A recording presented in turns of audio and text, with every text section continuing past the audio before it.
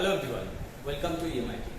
आज हम इस क्लास में बात करेंगे एडवांस अकाउंटिंग का नेक्स्ट टॉपिक लेकर, जिसमें आज हम बात करेंगे डिस्काउंट लेकर। और आप लोग शायद सोच रहे होंगे डिस्काउंट मतलब वही एक ही है, ट्रेड डिस्काउंट और कैश डिस्काउंट यही बात करेंगे। नहीं, इसके साथ साथ आज हम लोग ट्रेड डिस्काउंट के साथ कैश डिस्काउंट तो है ही, इसके अलावा quantity discount, incentive, target discount, इन सब को लेकर भी इस क्लास में बात करेंगे, ताकि डिस्काउंट का पूरा टॉपिक आपका क्लियर हो जाए, है कि नहीं। और वो भी दोनों पार्टीज के लिए, debtor as well as creditor, यानी जो परचेजर है वो क्या करेगा, जो सेलर है वो कैसे एंट्री करेंगे, दोनों चीज हम यहाँ पर बात करेंगे। तो हम बात करते हैं डिस्काउंट लेकर।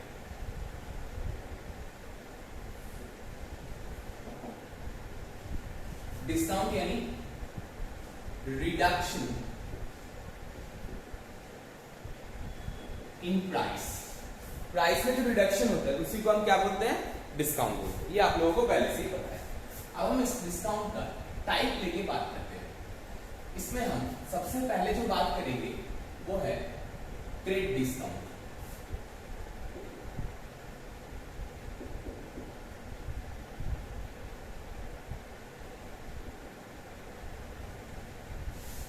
ट्रेड डिस्काउंट किसको बोलते हैं ये तो आपको पता ही है।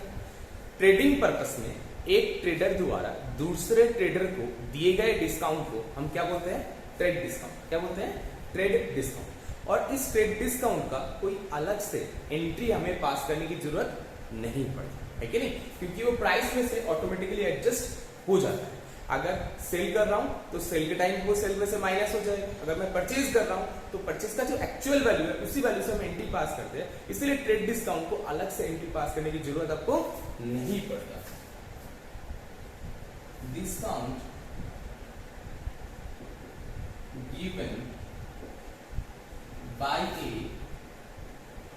Trader to another is known as trade discount।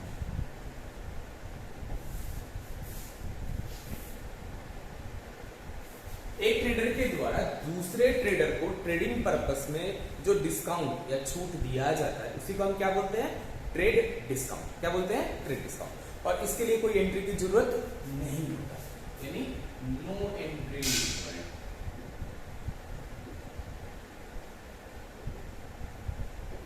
ठीक है, तो ये था हमारा ट्रेड डिस्काउंट का कहानी। ट्रेड डिस्काउंट के बाद नेक्स्ट आपका आता है cash discount.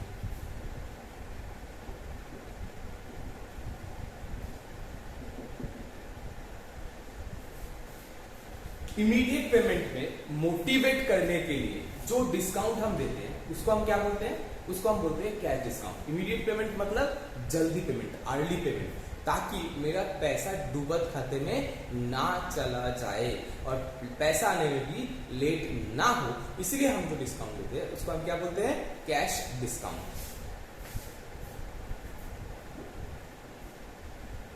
Discount given to motivate for early payment is known as cash discount. अब ये कैश डिस्काउंट डेटर यानी आपका परचेजर या आपका सेलर किस तरीके से एंट्री करता है वो मैं एक बार दिखा देता हूं। इसका एंट्री होगा और इसका जो एंट्री होगा वो मैं बात करता हूं फॉर सेलर और परचेजर। सेलर ने मान लीजिए 1100 रुपए का सामान बेचा है, तो सेलर जब सामान बेचेगा 1100 रुपए का, एंट्री क्या करेगा, ऑन सेल। जब सेल कर रहा है तब क्या एंट्री करेगा, सेल करते time purchaser account debit to sales. Purchaser का जो भी नाम होगा, अगर राम हुआ तो Ram account debit to sales, Shyam हुआ तो Shyam account debit to sales. Purchase के केस में परचेजर क्या एंट्री पास करता है, purchase account debit to seller account.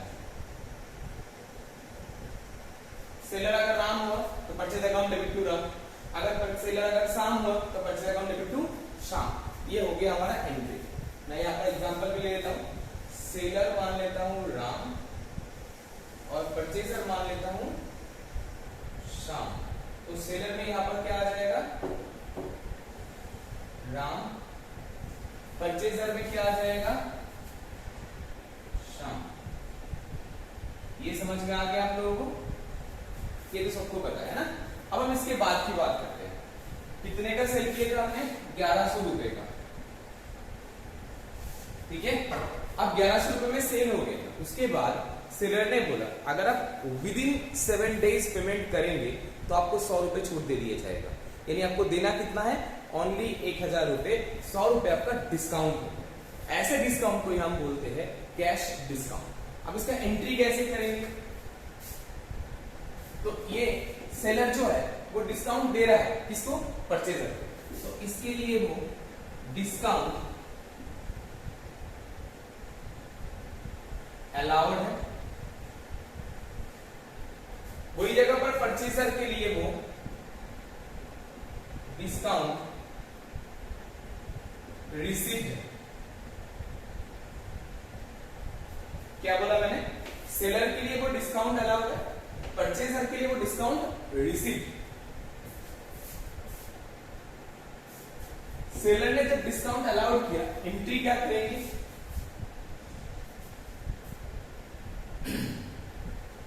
Cash आया था हमारे पास या बैंक आया तो बैंक लिख देना, कैश अकाउंट डेबिट,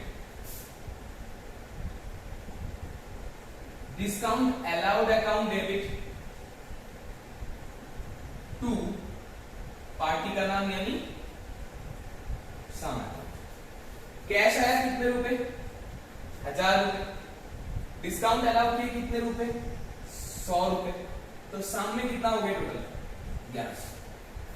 ठीक है, वही जगह पर अगर मैं परचेजर का बात करूं तो परचेजर क्या करेंगे?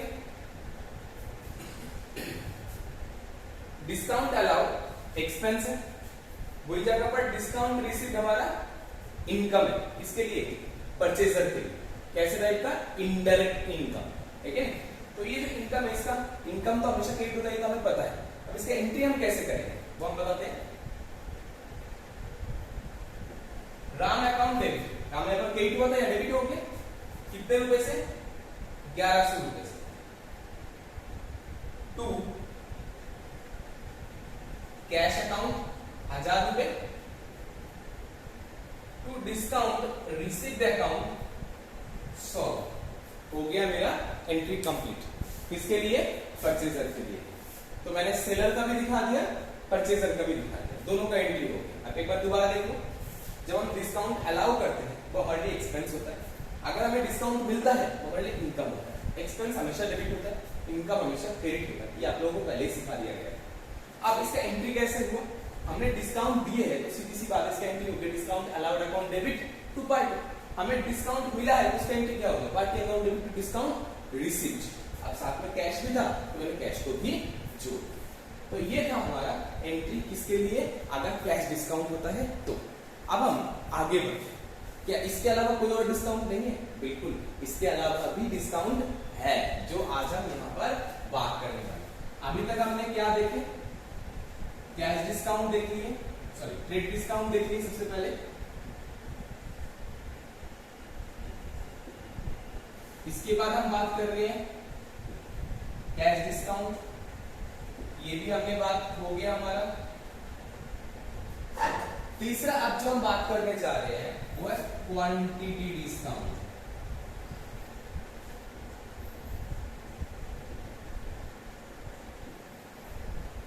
क्या है? Quantity discount. ठीक है, चलो क्वांटिटी डिस्काउंट लेके बात करते हैं।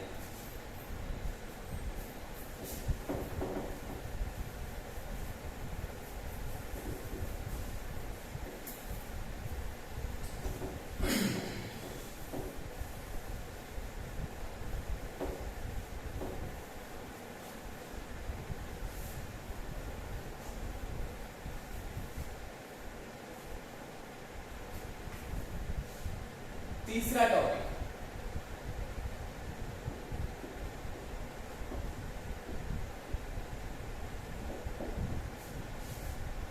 Quantity discount.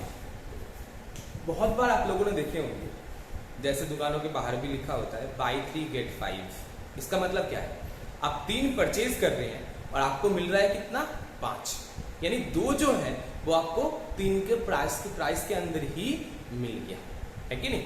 तो ऐसे अगर आपको डिस्काउंट मिलता है, या फिर ऐसे भी होता है बहुत बार, जैसे आप 5 पीस कंप्यूटर खरीदेंगे तो 1 पीस कंप्यूटर आपको फ्री में दिया जाएगा, तो ये क्या हो जाएगा, इसको भी हम बोलते हैं क्वांटिटी डिस्काउंट। क्या बोलते हैं, क्वांटिटी डिस्काउंट। इसका हम एंट्री कैसे करते हैं वो हम बताते हैं। Quantity discount, discount given as free quantity.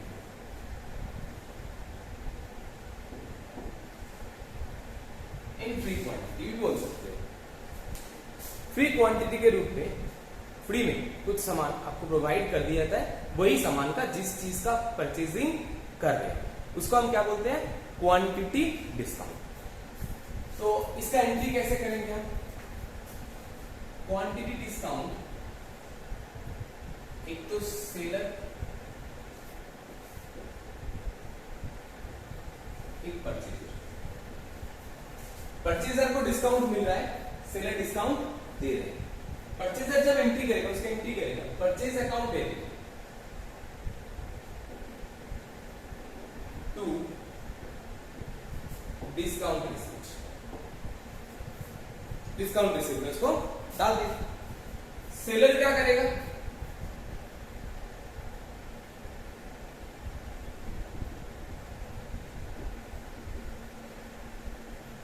Discount allowed account debit to sales account. Sales भी बढ़ गया और वो डिस्काउंट अलाउड में चला गया। इस तरीके से एंट्री कर सकते हैं। इसका और एक तरीका भी है, कौन थोड़ी देर बाद बताते हैं। ये समझ में आ गया आपको, परचेज हो रहा है डिस्काउंट, सेल हो रहा है डिस्काउंट, हो गया। तो ये हमारा था क्वांटिटी डिस्काउंट के केस में, ठीक है। अच्छा, अब हम नेक्स्ट केस स्टार्ट करते हैं। इसके बाद हम बात करेंगे फोर्थ टॉपिक, जिसको हम बोलते हैं टारगेट डिस्काउंट और इंसेंटिव।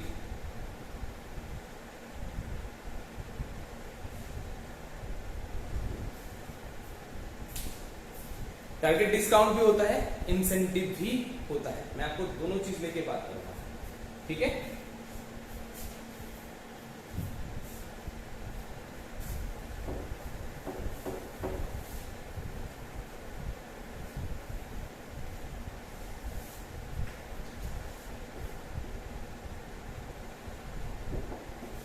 टारगेट डिस्काउंट जैसे बहुत बार होता है कि अगर 10 पीस कंप्यूटर आपने बेच दिए तो एक हार्ड डिस्क फ्री मिलेगा, है ना। तो इसको हम बोलते हैं टारगेट डिस्काउंट। बहुत बार ये सामान की जगह कैश में ही दे दिया जाता है। जैसे अगर आप टारगेट इसको अचीव करोगे तो आपको इतना पैसा कैश मिलेगा, उसको इंसेंटिव भी बोलते हैं। क्या बोलते हैं, इंसेंटिव भी बोला जाता है। ऐसे ही हो सकता है सामान में आपको डिस्काउंट दिया जाए, हो सकता है आपको कैश में दिया जाए। सामान में भी अब कहानी है कि सामान हो सकता है कि आपका बिजनेस से रिलेटेड हो सकता है वो आपका बिजनेस से रिलेटेड ना हो, पर्सनल नेचर का भी हो, ऐसा भी होता है। अगर ऐसा हुआ तो कैसे करेंगे, उसी का मैं एंट्री बात कर रहा हूं।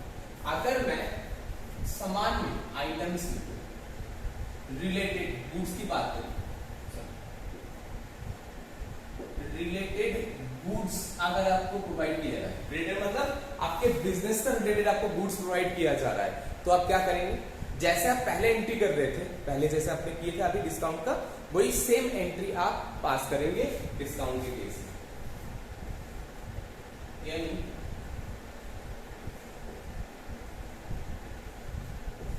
सेलर भी वही एंट्री पास करेगा,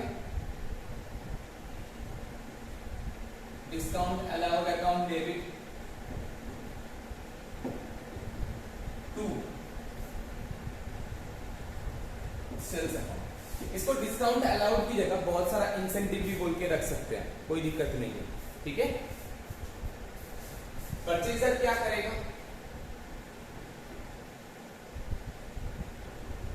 purchase account debit to discount received, ऐसे भी दिखा सकता है या टू इंसेंटिव रिसीव्ड बोल के भी दिखा सकता है इसको। ठीक है, वही जगह पर अगर कैश में मिलता है तो, कैश और बैंक में मिलता है तो, सेलर ने कैश बैंक में डिस्काउंट दिया है तो डिस्काउंट अलाउड अकाउंट डेबिट और incentive account debit, incentive given है ना, टू कैश और बैंक अकाउंट। ओके, परचेजर क्या करेगा? अब एक बात, ये कैसे दिया जाएगा वो मैं आपको थोड़ी देर बाद बताता हूँ डॉक्यूमेंटेशन के हिसाब से। परचेजर इसका क्या करेगा? कैश और bank account debit to incentive received, है कि नहीं? इंसेंटिव मिला है इनको, इस तरीके से वो ये एंट्री कर देगा। अब मैं एक बात और बताना चाहता हूं, अगर सेलर डिस्काउंट दे रहा है, डिस्काउंट अलाउ कर रहा है, तो सेलर के लिए सामने वाला पार्टी यानी परचेजर क्या होता है? हमेशा डेटर। डेटर को घटाने के लिए डेटर को हम क्या करते हैं? क्रेडिट। तो उस केस में सेलर जो नोट देता है वो होता है क्रेडिट नोट, जिसको हम सीएन बोलते हैं। वही जगह परचेजर को जो डिस्काउंट मिलता है किसके द्वारा? क्रेडिट के द्वारा। तो परचेजर उसका एंट्री करता है किसके द्वारा? डेबिट नोट के द्वारा। किसके द्वारा? Debit note. या परचेजर अगर इशू करता है कि मेरे को डिस्काउंट चाहिए इतने का, आपने ऐसे बोले थे ये डिस्काउंट मेरे को मिल रहा है, तो उसके लिए भी परचेजर एक नोट इशू करता है कि हाँ ये डिस्काउंट मैं आप खाते से एडजस्ट कर रहा हूं, तो वो कैसे इशू करेगा? एक डेबिट नोट के द्वारा। किसके द्वारा? Debit note. तो सेलर के लिए क्रेडिट नोट था और परचेजर के लिए डेबिट नोट। सेलर के लिए क्रेडिट नोट क्यों था? सेलर के लिए परचेजर क्या होता है? डेटर। डेटर हमेशा क्या होता है? डेबिट। उसको घटाने के लिए हम क्या करेंगे? क्रेडिट, इसलिए क्रेडिट नोट इशू करेंगे।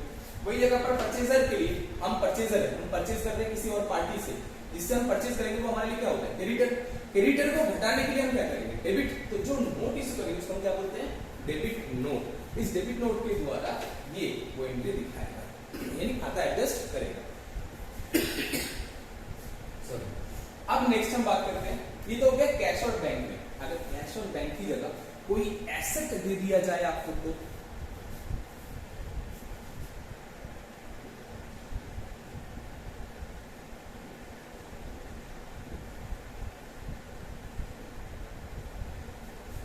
जैसे अगर आप 10 पीस कंप्यूटर परचेज करेंगे तो आपको एक शोकेस फ्री में दे दिया जाएगा, जिसके अंदर आप रख के सामान को सेल करेंगे, है कि नहीं? ऐसे बहुत बार होता है।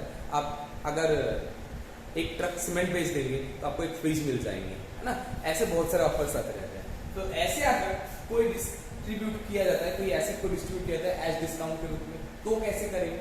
उसको भी इंसेंटिव ही बोलते हैं। बट अब इंसेंटिव आपको ना रिलेटेड गुड्स में दिया जा रहा है, ना आपको कैश बैंक में दिया जा रहा है, तब क्या एंट्री होगा वो मैं बताने जा रहा हूं। जो डिस्काउंट दे रहा है उसके लिए तो वो सामान परचेज करना ही पड़ रहा है, तो वो एंट्री पास करेगा incentive expense account debit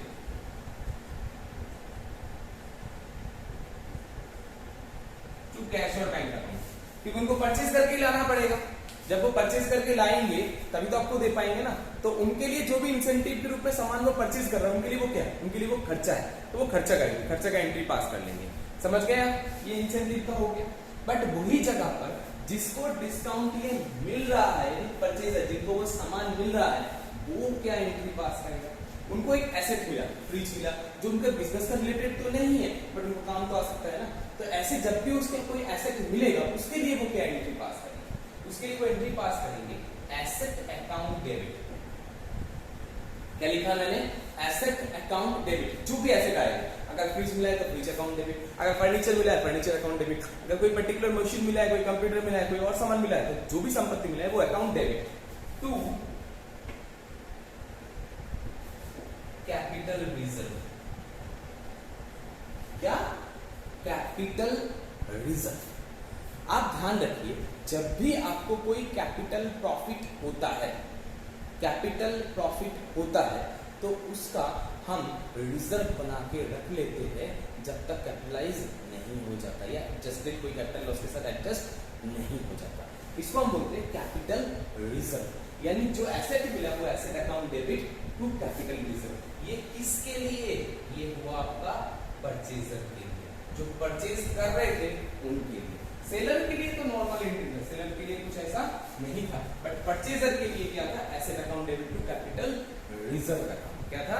capital reserve account. अब कैपिटल रिजर्व और रिजर्व कैपिटल, इसके अंदर लोगों को कुछ कंफ्यूजन रहता है। मैं आपको एक क्लियर बात बता दूं, कोई भी कैपिटल प्रॉफिट जब आपका अराइज होता है तो उसको हम कैपिटल रिजर्व में ट्रांसफर करते हैं। जो आपका एडजस्ट किया रहता है कोई प्रॉफिट बांटने के लिए नहीं, मतलब शेयर होल्डर के बीच में प्रॉफिट बांटने के लिए, डिविडेंड बांटने के लिए इस रिजर्व को यूज नहीं किया जाता। कोई कैपिटल लॉस हुआ तो उस केस में उसका एडजस्ट किया जाता है, या कोई फिक्टिशियस एसेट को रिमूव करने के लिए भी उस कैपिटल रिजर्व का, fictitious asset previous year loss, याद आया? हाँ बिल्कुल सही। वो फिक्टिशियस एसेट अगर कुछ है तो उसको रिमूव करने के लिए, उसको एडजस्ट करने के लिए हम कैपिटल रिजर्व का यूज करते हैं, डिविडेंड बांटने के लिए इसका यूज नहीं होता। ठीक है ना? और इसको बुक्स के अंदर डिस्क्लोज भी किया जाता है। कैसे? रिजर्व एंड सरप्लस के अंदर, जो कैपिटल के अंदर एक हिस्सा रहता है ना रिजर्व एंड सरप्लस, वो रिजर्व एंड सरप्लस में कैपिटल रिजर्व बोल के आपको ये चीज दिखाना पड़ता है। बट वही जगह पर अगर मैं बात करूं रिजर्व कैपिटल, सुनने में एक लग सकता है कि नाम तो उल्टा ही है, बस और कुछ नहीं है, बट सुनने में एक लग सकता है, ये एक बिल्कुल भी नहीं है, दोनों डिफरेंट टर्म्स है। ये बात आप ध्यान रखिएगा।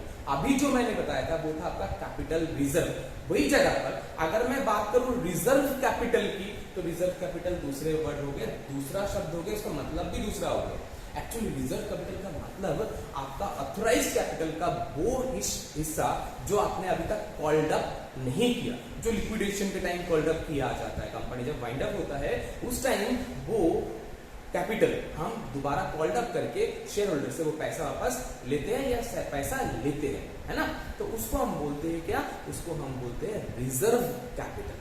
रिजर्व कैपिटल, रिजर्व कैपिटल का डिस्क्लोज करने का कोई जरूरत ही नहीं पड़ता, क्योंकि वो ऑथराइज कैपिटल के अंदर ऑलरेडी होता है। बट कैपिटल रिजर्व आपको दिखाना पड़ता है, मैं बार बार करके बोल रहा हूँ। कैपिटल रिजर्व आपका कैपिटल में जो रिजर्व एंड सरप्लस रहता है उसके अंदर आपको दिखाना पड़ता है, बट वही जगह पर जो आपका रिजर्व कैपिटल है वो आपको दिखाने की कोई जरूरत नहीं पड़ता।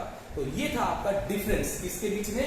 कैपिटल रिजर्व और रिजर्व कैपिटल। मैं एक बार दोबारा बोल देता हूँ, कैपिटल रिजर्व कोई भी कैपिटल प्रॉफिट से अराइज होता है, और रिजर्व कैपिटल कैपिटल का, ऑथराइज कैपिटल का वो हिस्सा जो अभी तक अनकॉल्ड अप है, अभी तक कॉल किया नहीं गया, यानी शेयर होल्डर से पैसा मंगवाया नहीं गया, उसको हम बोलते हैं कैपिटल रिजर्व, नहीं रिजर्व कैपिटल। मैं बार बार बोल रहा हूँ, पहले वाले को क्या बोलते हैं? Capital reserve. इसको हम क्या बोलेंगे? Reserve capital. कैपिटल का वो हिस्सा जो रिजर्व करके रखा है, इसलिए रिजर्व अक्षर पहले है, रिजर्व कैपिटल। समझ गए? रिजर्व कैपिटल को बुक्स में मेंशन करना कोई जरूरत नहीं पड़ता, बट जो अपने कैपिटल रिजर्व बना रखे हो वो आपको बनाना पड़ता है, वो आपको दिखाना पड़ता है। कहाँ दिखाना पड़ता है? मैंने आपको अभी बताया, कैपिटल के अंदर रिजर्व एंड सरप्लस के अंदर उसको हम दिखाते हैं क्या बोल के? कैपिटल रिजर्व बोल के हम लोग दिखा देते हैं। कैपिटल रिजर्व किस कोई प्रॉफिट बांटने के लिए यूज होता नहीं है, और इसको यूटिलाइज कहां पर किया जाता है? कोई कैपिटल लॉस होता है या कोई फिक्टिशियस एसेट होता है, उसको रिमूव करने के लिए, उसको इरेज करने के लिए ऐसे टाइप का कैपिटल रिजर्व एडजस्ट होता है या यूज होता है। ठीक है? नॉर्मली शेयर प्रीमियम से भी कैपिटल रिजर्व अराइज होता है, एसेट का डिवैल्यूएशन से भी रिजर्व होता है। तो ऐसे रिजर्व हम लोग क्रिएट करते हैं कैपिटल रिजर्व से। कैपिटल एसेट बेचने के बाद भी अगर प्रॉफिट में बेचते हैं तो भी उसमें कैपिटल रिजर्व अराइज होता है। ठीक है ना? बट जो आपका रिजर्व कैपिटल होता है वो कैपिटल का, ऑथराइज कैपिटल का वो हिस्सा जो फ्यूचर पर्पस में रिजर्व करके रखा जाता है, वो अलग से प्रॉफिट बांटने का कोई मतलब ही नहीं है, क्योंकि वो कैपिटल का हिस्सा है। कैपिटल का हिस्सा वो प्रॉफिट में आता ही नहीं है, उल्टा मांगा जाता है अगर जरूरत पड़े वाइंड अप के टाइम। वाइंड अप के टाइम अगर जरूरत पड़ेगा तो वो कैपिटल मांगा जाएगा शेयर होल्डर के पास, यानी कॉल कर लिया जाएगा पैसे का, है ना? सॉरी। तो ये था आपका एसेट डिस्ट्रीब्यूटेड हो गया, ये सब तो आपने समझ लिए। कैपिटल रिजर्व और रिजर्व कैपिटल में डिफरेंस भी आपको समझ में आ गया। अब हम बात करेंगे नेक्स्ट टॉपिक लेकर, एक छोटा सा इसी का ही हिस्सा है।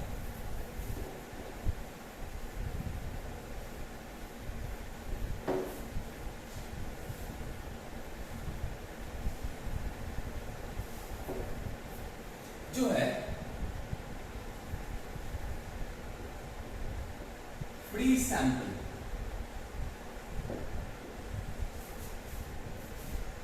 आप लोग देखे होंगे बहुत बार ऐसा होता है, कोई नया प्रोडक्ट अगर लॉन्च होता है तो सबसे पहले आपको फ्री में खिलाया जाता है, फ्री में टेस्ट करवाया जाता है। आप देखिए, आपको अगर अच्छा लगे तो आपको उसका पैसा देना है। तो आपको जो फ्री में कंपनी बट रहा है उसका क्या एंट्री करेंगे? अगर कोई ऐसे भी फ्री क्वांटिटी, फ्री में कोई सामान ऐसा अगर कुछ बेचते हैं या कोई प्रोडक्ट को मार्केट में चलाने के लिए बहुत बार कैश डिस्काउंट भी देते हैं, देखे होंगे उसमें कूपन लगा होता है। इस कूपन के अगेंस्ट में आपको कैश मिल जाता है, सीधा तो सामान के पैसे में से एडजस्ट हो जाता है, या तो सीधा सीधा आपका पेटीएम में या किसी चीज में वो रिचार्ज हो जाता है ना। तो ऐसे अगर कोई डिस्काउंट आपको दे रहे हैं तो वो डिस्काउंट का क्या एंट्री करेंगे, आप ध्यान रखिएगा। ऐसे जो आपको पैसा या ऐसे फ्री सैंपल आपको बांटा जाता है तो वो आपके लिए एक तरीका का प्रमोशन एक्सपेंस है। किसका प्रमोट करने के लिए, किसको प्रमोट करने के लिए? वो प्रोडक्ट को प्रमोट करने के लिए, है कि नहीं? तो इसीलिए इसको सेल प्रमोशन एक्सपेंस भी बोलते हैं। क्या बोलते हैं हम इसको? Sale promotion expense.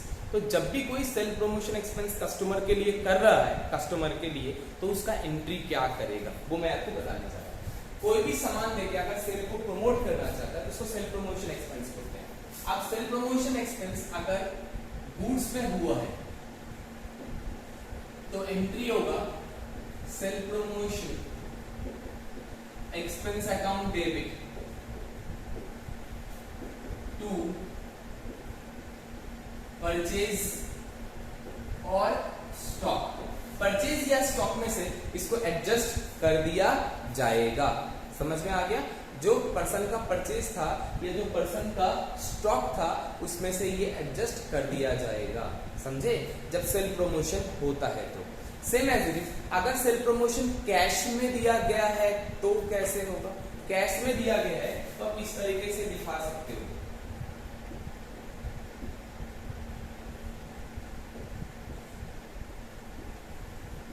Cell promotion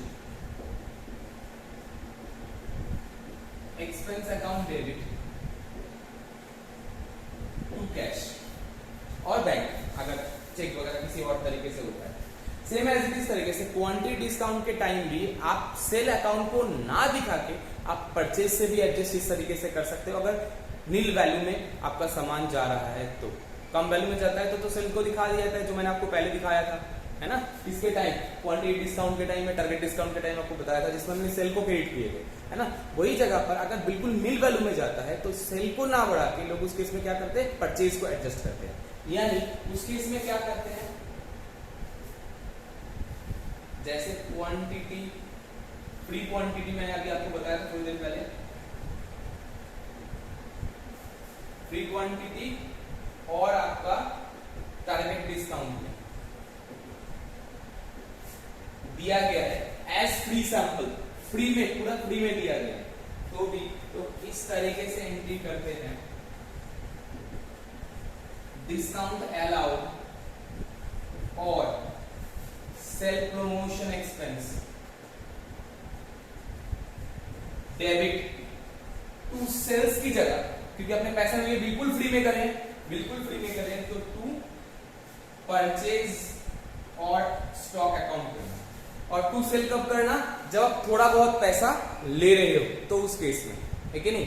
और अगर बिल्कुल फ्री में कर रहे हैं तो उस केस में हम परचेज को एडजस्ट करेंगे, क्योंकि आपने जो परचेज किए थे वो परचेज क्वांटिटी आपका या परचेज का वैल्यू जो है वो घट जाना चाहिए। परचेज का वैल्यू या स्टॉक का क्वांटिटी आपका घट जाना चाहिए, इसलिए परचेज या स्टॉक में से दिखाते हैं। अगर बिल्कुल फ्री क्वांटिटी में होता है, मतलब बिल्कुल फ्री, जिसके लिए कोई पैसा हमने चार्ज किया ही नहीं, फ्री में सैंपल के रूप में बांट दिया, फ्री में क्वांटिटी डिस्काउंट दे दिया, फ्री में टारगेट डिस्काउंट दे दिया, ऐसे केस में हम लेंगे। और अगर कोई पैसा लेंगे तो उस केस में टू सेल्स आप लिख सकते हैं, बट कोई पैसा नहीं लेंगे तो उस केस में टू परचेज को एडजस्ट करके वो अमाउंट आप एडजस्ट करेंगे। तो आपको क्लियर हो गया? मैंने आपको पहले बता दिया, ट्रेड डिस्काउंट का कोई एंट्री हम लोग नहीं करते हैं, कैश डिस्काउंट का हम लोग एंट्री करते हैं। एक तो डिस्काउंट रिसीवर के लिए डिस्काउंट रिसीव इनकम क्रेडिट बोल के, जो डिस्काउंट अलाउ करते हैं उसके लिए डिस्काउंट अलाउड बोल के, एक्सपेंस बोल के हो गया। क्वांटिटी डिस्काउंट अगर क्वांटिटी में दिया जा रहा है, अगर थोड़ा बहुत पैसा लिया जा रहा है उसमें, जैसे कि सेल के साथ ही क्वांटिटी के साथ ही कुछ दिया जा रहा है, मतलब 100 पीस परचेज किया तो उसके साथ 5 पीस फ्री था, तो 5 पीस का पैसा नहीं लेता, 100 पीस का तो पैसा लग रहा है, इसलिए सेल बोल के दिखा देंगे और 5 पीस उसको फ्री में बांट देंगे, स्टॉक में से उसको दिखा देंगे शायद, ठीक है। बट वही जगह पर अगर बिल्कुल फ्री में ही आपको दे रहे हो कि लो ये आपका 10 पीस है, ये फ्री में है, ये आपने पिछले महीने 10 पीस सेल किए थे, उसके हिसाब से आज का ये 10 पीस आपका फ्री है, 10 के साथ 10 पीस फ्री था, ये जो 10 पीस इशू करेंगे उस टाइम आपका सेल का एंट्री करने की जरूरत नहीं, उस टाइम आप एंट्री क्या करेंगे, उस टाइम आप एंट्री करेंगे डिस्काउंट अलाउड अकाउंट डेबिट या फिर sale promotion expense account debit to purchase, ठीक है ना, वो परचेज में से चला जाएगा या टू स्टॉक बोल के स्टॉक में से आप घटा दीजिएगा। तो ये एंट्री भी आपको समझ में आ गया, टारगेट डिस्काउंट भी आपको समझ में आ गया, इंसेंटिव वगैरह अगर आपको कैश में इशू होता है आपने देख लिए तो इंसेंटिव भी आपने दिए थे, इंसेंटिव जब हम देते हैं तो हमारे लिए एक्सपेंस है, तो incentive account debit to cash bank हो गया था, अगर मिलता है तो cash bank account debit to incentive बोल के बोले थे। अगर इंसेंटिव कैश बैंक की जगह कोई संपत्ति मिलता है, संपत्ति मिलता है या संपत्ति देते तो जो संपत्ति देने वाला होता है, जैसे अगर सेलर कोई संपत्ति बांट रहा है इंसेंटिव के रूप में, तो उसके केस में एंट्री क्या करेगा, same as it is entry करेगा, क्या sale promotion expense account debit है या incentive account debit to cash bank, वही जगह पर जिसको मिलता है, अगर गुड्स के रूप में मिलता है तो गुड्स के हिसाब से परचेज के हिसाब से कर लेते हैं, है कि नहीं। अगर गुड्स की जगह कोई और संपत्ति मिलता है जो उसका बिजनेस से रिलेटेड नहीं है, तो वो मैंने इसको बोला था कैपिटल रिजर्व में आपको दिखाना है। इस तरीके से हम एंट्री करते हैं किसका, डिस्काउंट का। ये था मेरा पूरा डिस्काउंट का चैप्टर। अगर फिर भी आप लोगों को कुछ क्वेरी है, आप डाउट सेशन में उसको क्लियर कर सकते हैं। थैंक यू, जय हिंद।